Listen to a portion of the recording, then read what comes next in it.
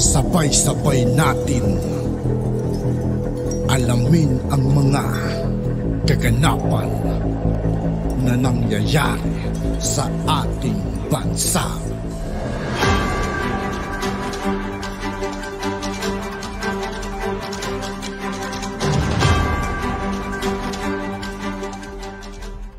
Yo, what's up mga kaibigan? This is I2K po again.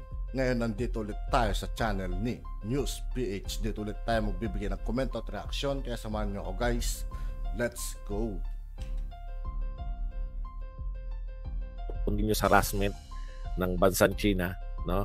Chinese Coast Guard, may helicopter pa sa ating mga supply ship papunta ng Ayungin. Continuous po na tayo po ay hinaharas.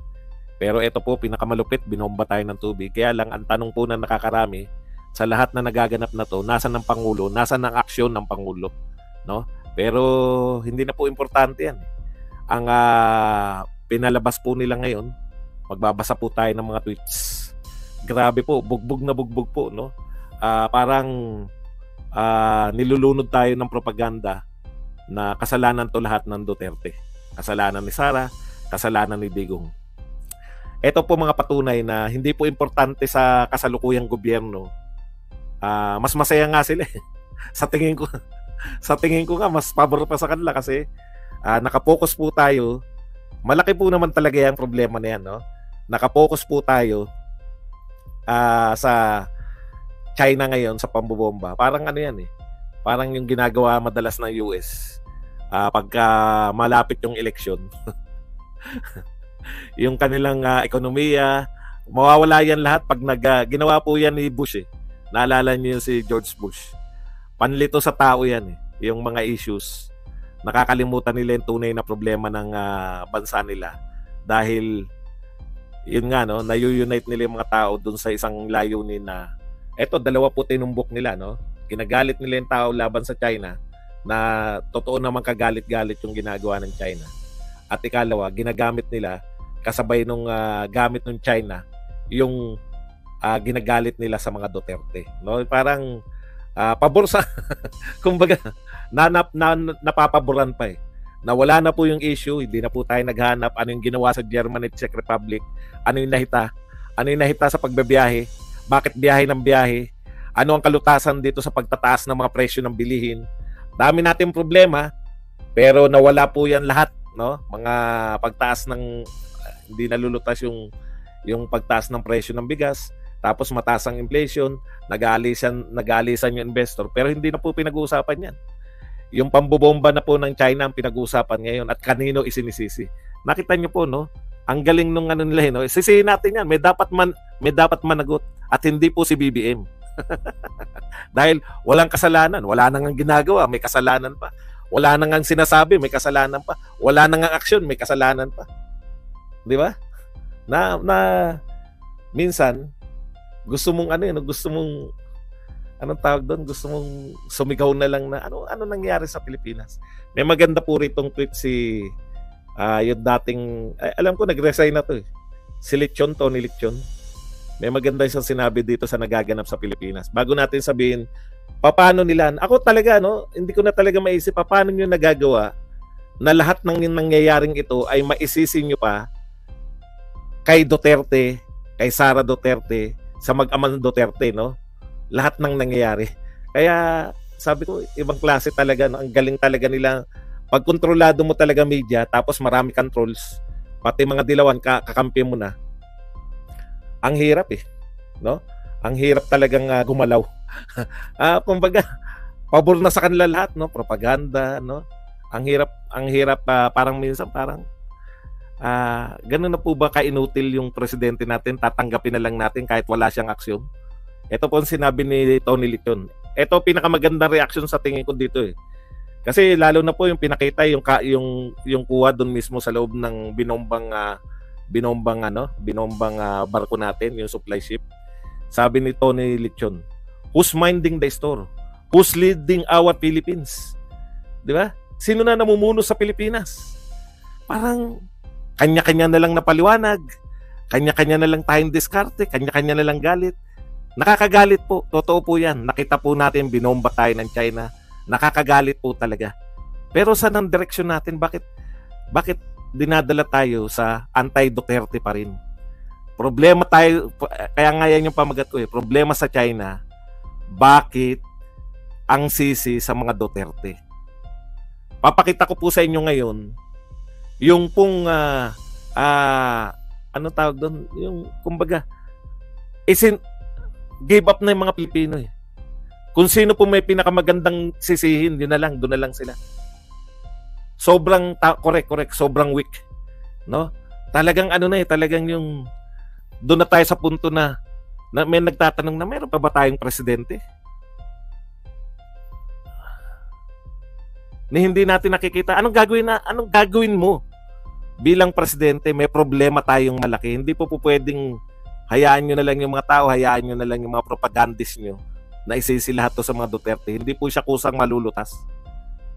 Nasanay tayo na pag may problema, palipas lang.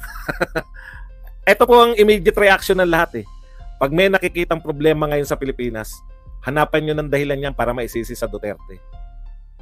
Nakakita na resort, Duterte yan. Problema ng Duterte yan. Matindi ang traffic. Duterte yan, di nila nalutas. Lahat Duterte, no? Pati ba naman tong mga walang hindi masolusyonan na problema natin sa China, sa West Philippine Sea. Samantalang kung makita mo po kung paano magtrabaho yung mga Duterte, bibilib ka Wag na po yung mga nakaraan kasi baka may insomnia tayo Baka may insomnia tayo. Wag na po yung mga nagdaang panahon. Ngayon na lang. Kinover lahat ng media sa atin na may nahuhuli ng droga uli sa Davao. Anong ginawa ng mayor ng Davao? Ngayon. Hindi yung mayor noon ngayon, mayor ngayon. May droga na ba? Magko-conduct uli kami ng war on drugs. Pinagsabihan niya yung mga tulak, mga pusher, mga kung na nagbebenta. Huwag kayo dito sa lugar namin. Bibigyan ko pa kayo ng pagkakataon. 1 oras. May 1 oras pa kayo para lumabas ng Davao. Ngayon po, kahapon, binabalita natin, 3 na ang napatay na pusher. Ngayon po, 5 na. Alam ko na yan Susunod na dyan yung mga human rights. Susunod na dyan na atake na naman. Si BP Sara. Meron po ngayon nilalabas si Sherwin Gatchalian na mga ghost students, ghost action agad. Hanapin niyo yung mga private school na yan na naningil sa DepEd kahit hindi pa niya panahon yun. 2020, 2021, 2022. Hanapin niyo yan. Bawiin niyo yung binigay ng gobyerno. Kung ghost student yan, bawiin niyo. Action agad ng mga Hindi po sanay ang mga Duterte na may problema. May problema sa laglag bala sa airport nung panahon ni Tatay Digong. PI kayo. Pag hindi nyo tinigil yan, pakain ko yan sa inyo. Isang mura lang. Yung 6 na taon na pinoblema ng mga OFW sa panahon ni Pinoy. Isang mura lang ni Duterte. Tumigil ang problema. Alam nyo yun? Kung sino pa yung mga tao na nilulutas yung mga problema na kinakaharap nila, sila pa yung mga sinisisi sa problema na hindi naman sila yung dapat lumutas. Alam mo yung wala kang magawa dahil hindi naman ikaw ang nasa poder, pero sa yung sinisisi ang lahat. Samantalang nung ikaw ay nasa poder, wala ka namang problema dyan dahil naayos mo Alam niyo, simpleng daga at surot niya, hindi makayang problema. Simpleng daga at surot niya, hindi kayang problema, hindi kayang lutasin Yan pang problema sa China. 6 na taon tayong walang problema sa China. 6 na taon walang bumobomba sa mga barko natin. Yung 6 na taon na payapa tayo sa China. Yung pangulo nung nalutas yung mga problema natin sa China before si Pangulong Duterte, paalala ko lang po sa inyo lahat. Malala ang problema natin kay Pinoy sa China. Inaagawan tayo ng teritoryo. Tinayuan nila yung mga teritoryo natin, tinayuan nila ng artificial islands. Wala nagawa si Pinoy. Ano ba yan? Alam niyo, pag usapin ng teritoryo, palaaral po ako ng kasaysayan, hindi lang po ng Pilipinas, kundi ng daigdig. lahat ng kasaysayan, pag usapin po ng teritoryo, ito ay usapin ng pagtatanggol, usapin po ng puwersa. So either ipagtanggol mo ang teritoryo mo or kung wala kang di ba? Pagtatanggol mo o maaagaw sa iyo. Ganyan po ang kasaysayan ng mundo.